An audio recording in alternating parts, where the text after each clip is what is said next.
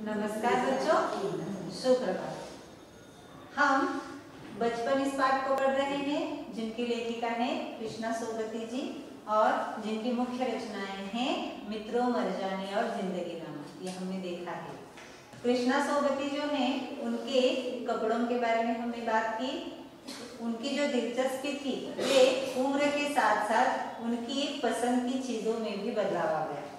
कपड़ों के साथ साथ हमने दवाइयों के बारे में बात की। जब भी इतवार की बात आती थी उन्हें घर में दवाइयों की खुराक दी जाती थी जो कि लेखिका को बिल्कुल भी पसंद नहीं थी। लेकिन अभी वो बड़ी हो गई तो उम्र के साथ उनकी पसंदीदा चीजों में भी बदलाव आ गया। उनकी दिलचस्पी बढ़ने लगी और बदलने भी लगी। तो चलिए देखते हैं कृष्णा सोबती जी के इन बचपन के दिनों में हुआ क्या था। वैसे तो हमने देखा कि उनका गांव कहाँ था, गुजरात में, जहाँ पर अभी यह स्थान पाकिस्तान में है।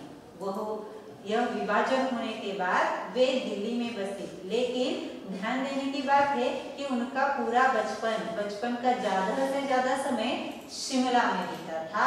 इसीलिए उन्होंने यहाँ पर इस संस्मरण में शिमला की बहुत सारी बातें बताई।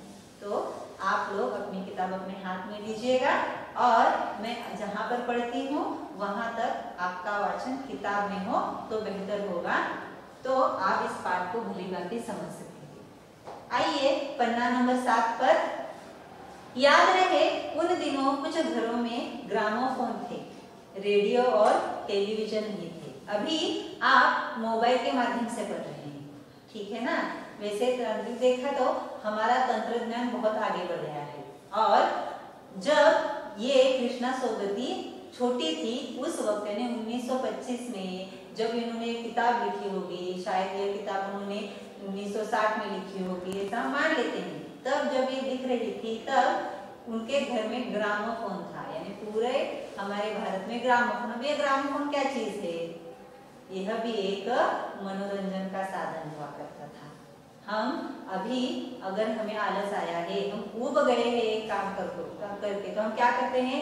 टीवी लगाते हैं या फिर मोबाइल पर गाना सुनते हैं या फिर कोई दूसरा काम करते हैं। तो उन दिनों घरों में ग्रामोफोन हुआ करता था। तो ये ग्रामोफोन क्या होता था देखिए यहाँ, मैं आपको यहाँ पर उसका चित्र निकाल कर दिखाने की कोशिश करती हूँ। आपने ऐसी चीज को देखा है? ऐसे तो मेरी ड्राइंग अच्छी नहीं है लेकिन फिर भी ऐसा एक लकड़ी का बक्सा हुआ करता था। और यहाँ जो है आपने कभी शादियों में या फिर हमारे स्कूल में जहाँ पर हम प्रार्थना सभा लेते हैं ना, उसके सीधे सामने ना एक ऐसी तूती लगी हुई है। इसका क्या काम होता है? यह क्या होता है, जब हम माइक पर बोलते हैं तो उसकी ध्वनियां इसके माध्यम से हमें सुनाई देती है। इसको तूती कहते हैं, ठीक है। तो ऐसी चीज को यहाँ पर ऐसे बड़े क्या रखते थे, कैसेट्स थे जो कि यहाँ पर लगाए जाते थे। और जैसे ही इसका बटन ऑन कर दिया तब ये गाना यहाँ से सुनने के लिए मिलता था। तो इसको कहते थे ग्रामोफोन। आपको यहाँ पर ठीक ढंग से समझ में नहीं आया तो भी चलेगा, लेकिन सिर्फ ध्यान देना है कि ग्रामोफोन मतलब यह गाना सुनने की चीज थी।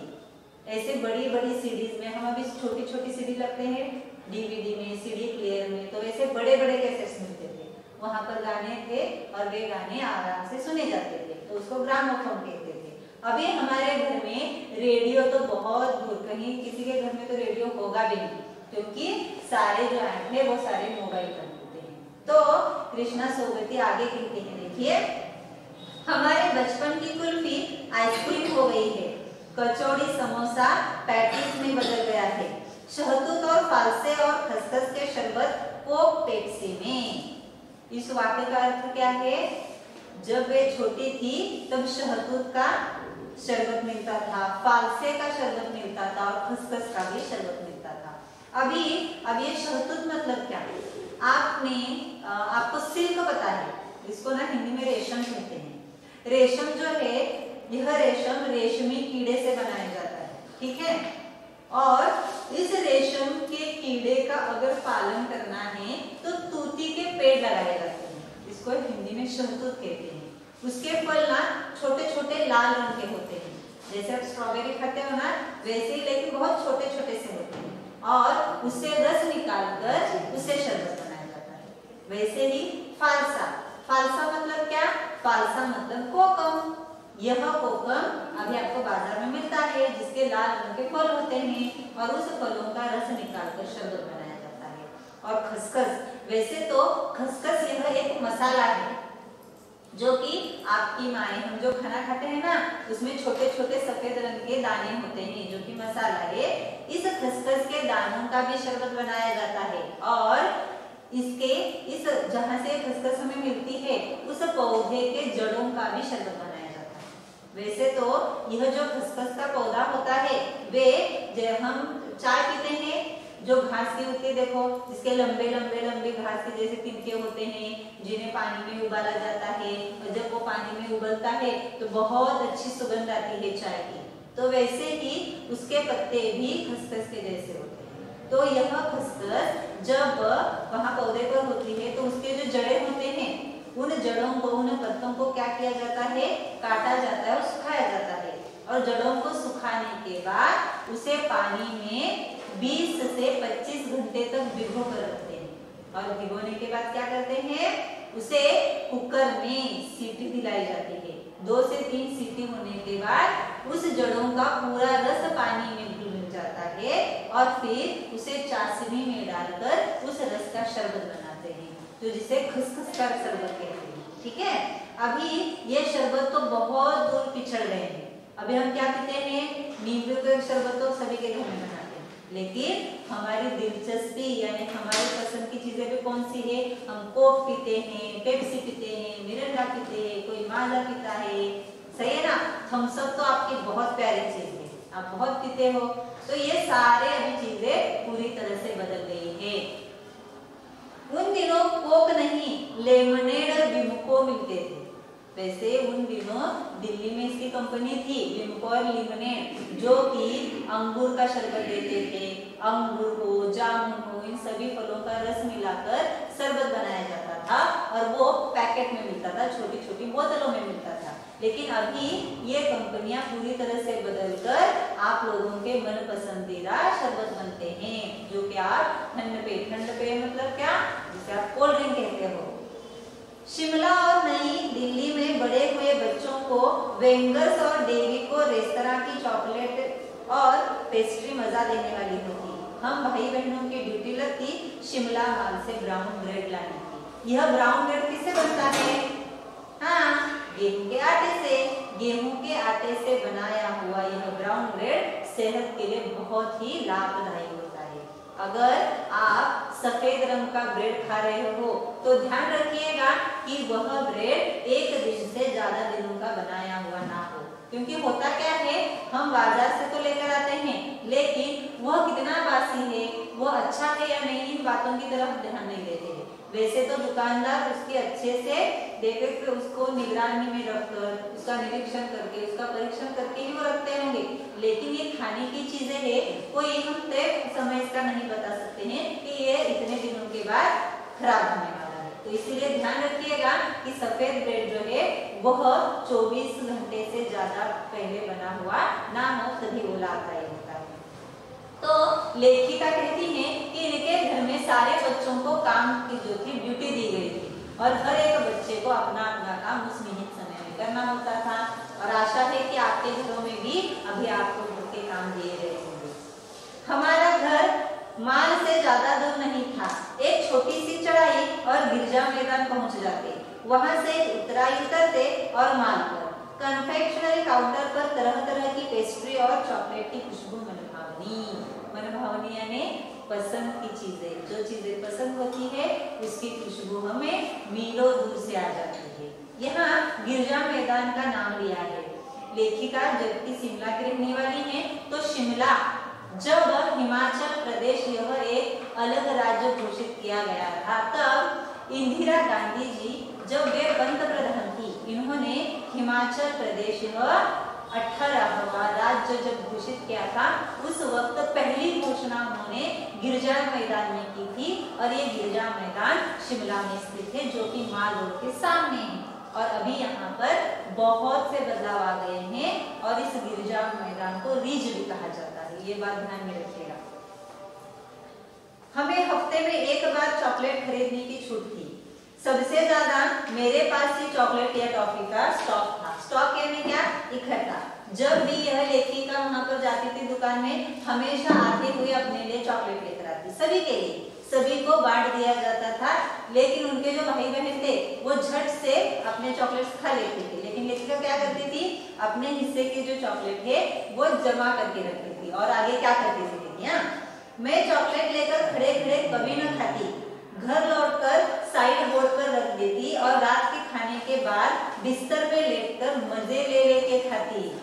यानी जमा करके रखती थी पहले, और जब सभी सो जाते तब उन्हें शांति से बैठकर उसे आनंद से नहीं चाव से खाना उन्हें बहुत पसंद था। तो ऐसे वे रात के समय चॉकलेट खाती थी।